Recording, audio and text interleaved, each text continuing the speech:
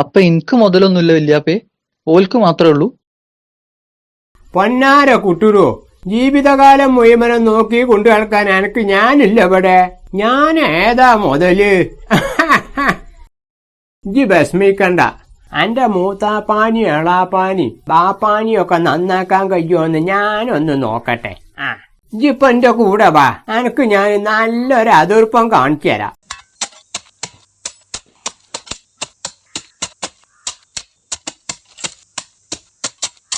പിന്നെ ഈ ഏരിയ മുഴുവൻ ഞാൻ നോക്കിക്കോളാം.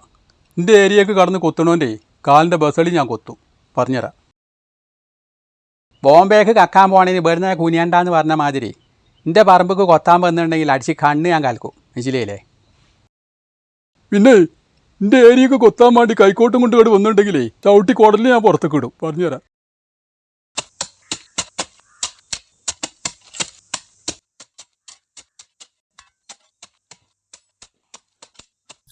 ആട്ടു നോക്ക് കൂട്ടൂരോ, മൂന്നെണ്ണും പാടെ പിരാന്ത് പിടിച്ച് കൊത്തുന്നതാ.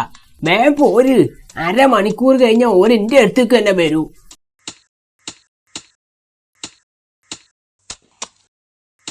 ഇവിടെ നിന്ന് നിധി പോയിട്ട് ഒരു കുപ്പി കണ്ടം പോലും ഇല്ല.